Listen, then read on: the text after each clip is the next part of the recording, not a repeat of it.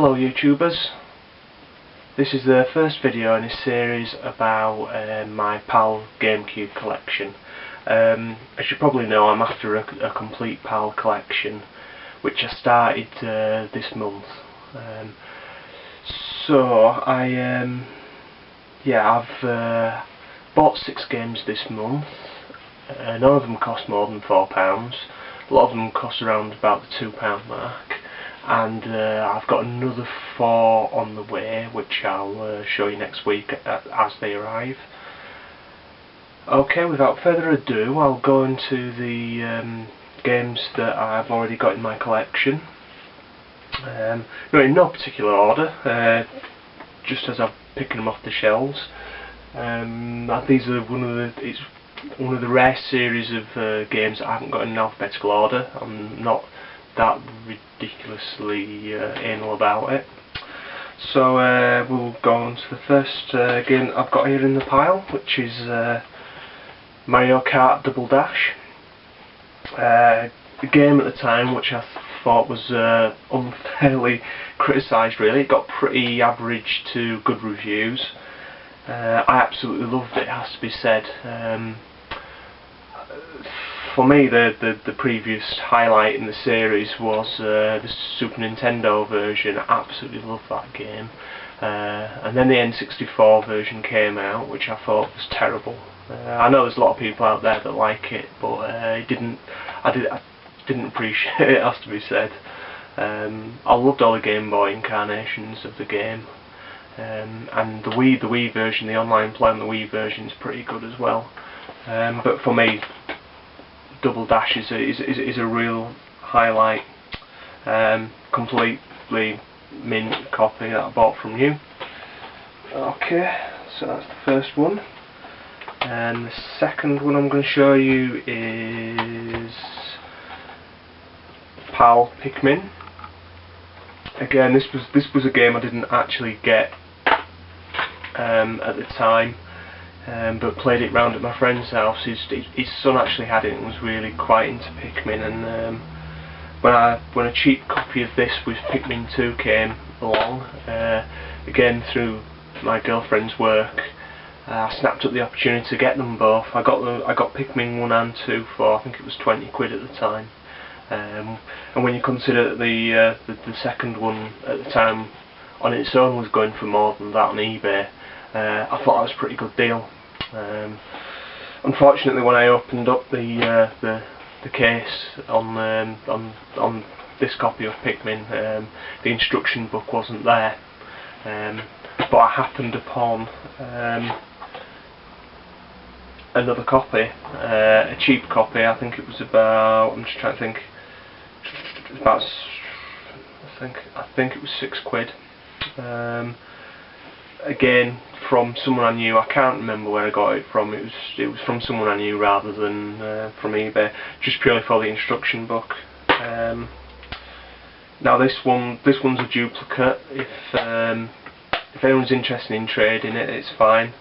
The cover's a bit grubby, but it's not too bad. And obviously there's no instruction book, but the game disc itself is fine.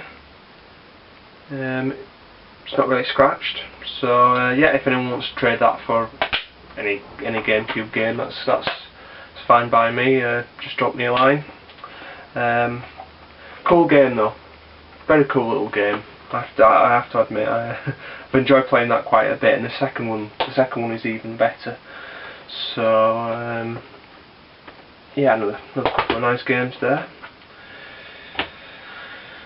So, the next game we'll go on to is Metroid Prime.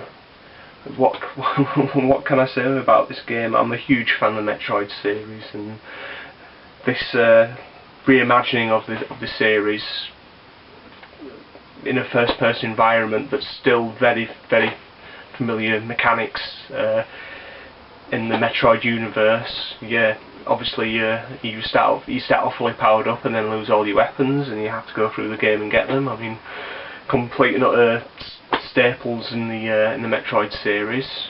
Fantastic. translates very well. I love the use of visors in this.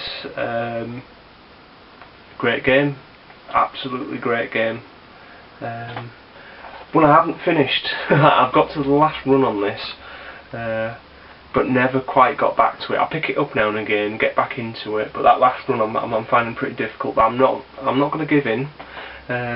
I even completed Metroid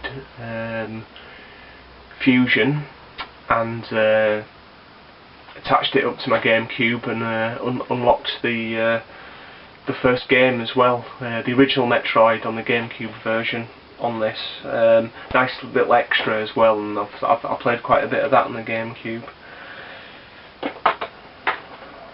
And the next game I've got is Rocky. Again, a brilliant film tie-in, absolutely brilliant. Captures the feeling of the sport perfectly. You can even ignore the Rocky 5 characters in it, which is good in my books because that film didn't exist. So dire, but no, absolutely great movie tie-in. It's my favourite boxing game until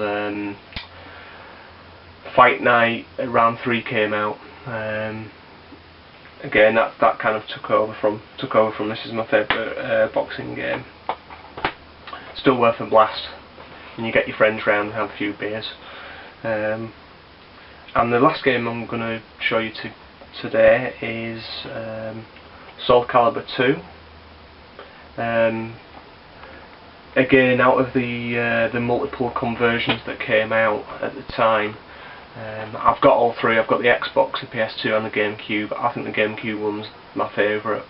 The Xbox version looks amazing, but I don't think the extra character is as compelling as Link is for me, has to be said, and looks gorgeous, plays fantastic on the Gamecube. My favourite one out of the three. So yeah, that's just a brief overview. I'm going to do 5 games at a time and get through the games that I've already got and the PAL games that I've already got, and then I'll go through the games that I've already showed you and give you kind of like a bit of a verdict on them. I promise you I'm going to do some reviews tomorrow. Been playing a bit of Castle Shikigami 3. I haven't replied to Gabor Sama. He's given me some tips about how to how to pronounce some of these Japanese games. So I'm hopefully going to use his top tips and not be as bad as I previously have been. Yeah, I apologise for looking rough. I went to a retirement do last night and had a bit of an epic night, as it were. So this has kind of moved on a bit from the from going through the Gamecube games to a bit of an update. So well, that's my video. That's what I want.